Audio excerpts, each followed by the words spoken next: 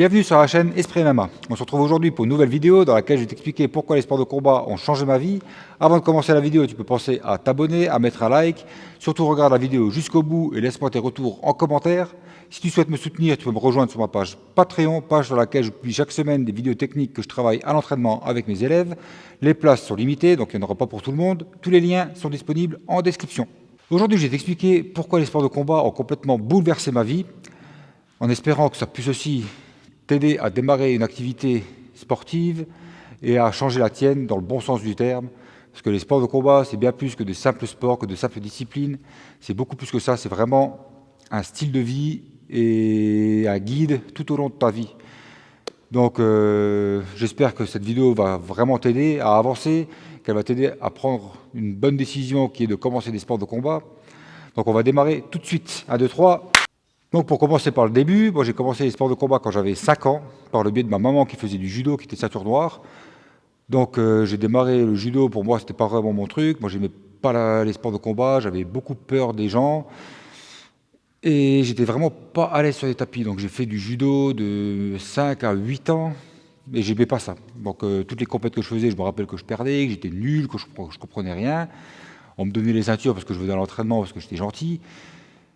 Et voilà, donc pour moi, ma première expérience en sport de combat, c'était vraiment, on va dire, un échec, parce que quand j'étais petit, j'aimais vraiment pas ça, et c'était pas un truc qui me parlait vraiment personnellement. Donc à 8 ans, j'avais arrêté. De 8 ans à 10 ans, je n'ai pas fait de sport. Et ensuite, mon grand frère et mes copains d'enfance, en fait, ont commencé la boxe française, et le dojo, il était à 50, 60 mètres de la maison. En fait, moi, j'habitais dans un appart, et le dojo, en fait, était juste en face. Donc, ça, c'était quand même une aubaine pour nous. On va pas se cacher, parce que maintenant, on va faire quand même pas mal de kilomètres pour s'entraîner. Mais à l'époque, voilà, tous mes copains sont allés à la boxe française. Moi, je voulais faire comme eux, parce que je voulais traîner avec eux, voilà. Donc, moi, je suis allé, mais pareil, j'ai pas accroché tout de suite. Au début, je faisais ça pour être avec mes potes, et c'était pas mon truc.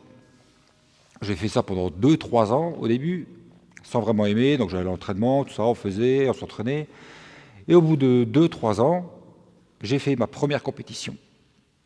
Donc, première compétition, on va dans le ring, tout, j'ai perdu. Je me suis chié dessus parce que ça faisait peur, il y avait du monde, machin et tout, voilà. C'est compliqué. Donc, première compétition, échec. Mais j'ai kiffé. Je me suis vraiment amusé, j'ai vraiment pris du plaisir. Et je me suis dit qu'en fait, c'était peut-être un sport qui était cool. Donc, pour moi, en fait, les sports de combat, j'ai jamais vu ça comme un sport où vraiment on se pétait la gueule. Parce qu'en fait, en boxe française, j'ai jamais fait de combat au KO. J'ai toujours fait des assauts techniques. Donc là-dessus, en fait, je voyais plus ça comme un jeu que comme un vrai combat. Et l'entraînement aussi, c'était plus basé comme ça. C'était on frappait pas beaucoup, pas réellement fort. On faisait beaucoup de touches. Donc la boxe française là-dessus, c'est quand même une bonne école pour apprendre le pied-point, parce qu'on apprend vraiment de façon ludique, sans vraiment se faire mal à l'entraînement. Après, on avait déjà, en grandissant, on avait des entraînements un peu plus durs, on se tapait un peu plus sur la gueule, on préparait, j'avais des potes qui faisaient des combats, tout ça.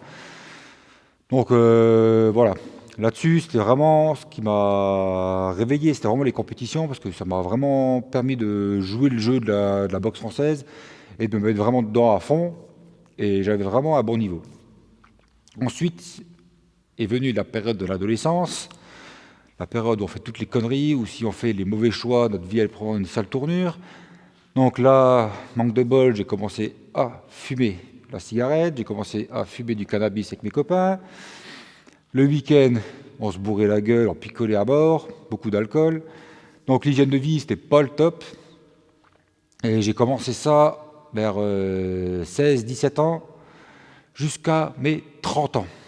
Donc les résultats en compétition, au début, j'arrivais à gérer le truc, ça allait. J'allais tous les ans aux phases finales du championnat de France technique. Et au fur et à mesure des années, à partir de mes 25 ans, les compétitions, les niveaux étaient de plus en plus bas. Donc là-dessus, je ne me félicite pas. Et c'est vraiment à partir de mes 30 ans, quand ma première fille est venue au monde, que les arts martiaux, en fait, les sports de combat m'ont vraiment aidé à dépasser tout ça. Il a vraiment bouleversé tout. Parce qu'en fait, de mes 10 à mes 28 ans, j'ai fait de la boxe française. Donc, j'aimais bien, mais je continuais à avoir une hygiène de vie de merde parce qu'en fait, ça m'intéressait, ça me faisait kiffer, mais c'était vraiment pas un truc qui me transcendait, quoi. C'était pas le truc où j'allais faire 150 bornes pour aller faire des entraînements, machin. C'est pas comme je fais aujourd'hui, quoi. Mais j'aimais bien. Donc après, à 28 ans, j'ai arrêté, j'ai fait du foot. Bon, après, au foot, l'hygiène de vie, c'est complètement de la merde aussi, parce que c'était entraînement, il y avait 20% des gars du club qui allaient à l'entraînement. Donc après l'entraînement, c'était bière, bière, bière. Voilà, après on rentrait à la maison, tranquille. C'était pas au top au niveau de l'hygiène de vie, quoi. Donc après, j'ai fait ça pendant un an, et à 29 ans, j'ai commencé le MMA. En faisant du MMA, là, j'ai commencé vraiment à plus m'intéresser, parce que j'ai appris beaucoup de nouvelles choses, des trucs qui m'intéressaient vraiment, et ça m'a fait grandir. Donc ensuite, par le biais du MMA, j'ai fait mon premier combat où j'ai perdu. En fait, il faut dire, sur la compétition, je crois que j'ai plus un ratio qui est plus de défaites que de victoires, parce qu'après, bon, je m'en fous un peu, parce que moi, je fais les compétitions vraiment pour moi, pour me faire kiffer, pour apprendre des choses, pour me confronter à d'autres personnes. Et voilà, après, j'ai rien à prouver, moi, je m'en tape des résultats. Donc, voilà. Ensuite, ce premier combat, comme j'ai perdu et que j'aimais pas trop la lutte et les sports comme ça, en fait, j'ai perdu face à un lutteur. Donc, ça m'a remis les idées au clair. Et je me suis dit, ben, je vais commencer le jiu-jitsu brésilien pour apprendre le sol et pour devenir une bête au sol. Et c'est vraiment cette décision, c'est ce combat-là qui a changé toute ma vie. Parce que le fait de commencer le jiu-jitsu brésilien, ça m'a aidé dans énormément de choses. Donc déjà, au début, j'avais pas du tout de cardio parce que je faisais du MMA, tout ça, et je continuais à fumer à côté. Donc c'était pas terrible, terrible. Donc bon, après le cannabis, ça j'avais arrêté déjà bien avant. Parce que en fait, c'était beaucoup plus facile à arrêter ça que la vraie cigarette. Donc le cannabis, j'avais arrêté ça quelques années avant, quand j'ai eu le permis, vers 19-20 ans. Parce qu'après, j'avais pas envie de perdre mon permis, j'étais quand même un peu sérieux, je voulais pas rouler et me faire un accident et risquer de tuer mes potes ou de tuer quelqu'un sur la route. Donc là-dessus, c'était assez facile à arrêter. Après, pour ce qui est de l'alcool le week-end et la cigarette, là, c'était beaucoup plus dur. Donc c'est vraiment le JJB qui m'a vraiment aidé là-dedans. Parce qu'en fait, à 30 ans, ma première fille est venue au monde. Et un petit peu avant sa naissance, j'avais déjà commencé le jiu-jitsu brésilien. Parce que c'est là que j'avais perdu mon combat et tout. Donc, je commence le jiu-jitsu. Ma fille vient au monde. Donc, comme j'ai grandi déjà, moi, avec un papa alcoolique, en fait, je voulais pas que ma fille traverse les mêmes épreuves que j'ai eues quand j'étais petit. Donc, ça m'a fait déjà arrêter de boire le week-end et de me mettre minable tout le temps, parce que je voulais vraiment pas qu'elle me voie dans cet état-là. Donc là-dessus, ça a été aussi assez simple, c'était plus de la volonté qu'autre chose. Mais ce qui m'a vraiment aidé à arrêter la cigarette, c'est le JJB, parce que, bien que je voulais non plus pas donner le mauvais exemple à mes enfants, à ce niveau-là, j'arrivais pas à arrêter de fumer. Pendant 5 ans, j'ai essayé d'arrêter, et j'avais toujours échec, échec, échec, échec, échec. Donc, c'est pas parce qu'on n'arrive pas pendant une fois, deux fois, trois fois, quatre fois qu'il faut arrêter d'essayer. Au bout d'un moment, on finira par y arriver, les gars. Ok? Moi, c'est ce qui s'est passé. C'est vraiment à mes 31 ans. Ma première fille avait 1 an à cette époque-là. Et je me rappelle toujours, c'était en début de saison. Je suis allé voir mon médecin traitant parce que j'en ai marre de faire mes randonnées, de ne pas tenir les 5 minutes et de me faire saucer la gueule par tout le monde. Donc, il m'a prescrit des patchs. En plus, c'est remboursé par la Sécu. Donc, si tu galères à arrêter de fumer et que tu fais des sports de combat, va voir ton médecin traitant et te les prescrit, c'est gratos. Donc là-dessus, je m'achète mes patchs, je me les mets, réaction allergique, des pavasses comme ça dans le dos. Je les ai mis pendant une semaine, après j'ai arrêté de les mettre. Et j'ai quand même tenu, et ça fait maintenant plusieurs années que j'ai arrêté de fumer. Et c'est vraiment le jiu-jitsu qui m'a drivé, qui m'a vraiment permis d'avancer à ce niveau-là. Pareil pour mon hygiène de vie. Avant, je mangeais mal, je m'en foutais de ce que je mangeais. Maintenant, comme j'ai envie de faire des compétitions, d'être au poids, tout ça, donc je fais vraiment attention à ce que je mange. Quand je suis en période de compétition, j'ai vraiment un régime assez strict où je m'y tiens et où je fais attention à vraiment manger que les bonnes choses pour être bien au poids à la compète et pas devoir perdre 2-3 kilos une semaine avant et être pas bien le jour de ma compète. Moi, j'essaie toujours d'être au poids quelques mois avant, parce que j'aime bien être sérieux là-dedans. Donc voilà, c'est vraiment les sports de combat qui me drive tout au long de mon année, qui me focus pour aller à l'entraînement, qui font que je me lève le matin, que j'ai envie de faire telle ou telle chose. qui font que je suis sérieux dans mon projet, pareil sur YouTube, que je suis carré au niveau des vidéos, tout ça, que j'essaie d'être le plus régulier possible. Donc voilà, c'est vraiment... Les sports de combat, pour moi, c'est vraiment un guide qui m'aide à avancer jour après jour et à devenir tout le temps une meilleure personne. En fait, dans les sports de combat, il y en a beaucoup qui veulent se comparer aux autres en disant ouais, mais un tel fait ci, fait ça, à le niveau là, moi j'ai le niveau là, donc je ne suis pas aussi bien que l'autre. Non, la seule personne à qui il faut se comparer, c'est à nous-mêmes. Est-ce que je suis une meilleure personne que j'étais la semaine dernière, le mois d'avant ou l'année d'avant? Est-ce que mes compétences sont mieux? Est-ce que j'ai avancé? Si la réponse est oui, donc on est sur le bon chemin. C'est le seul truc qu'il faut retenir.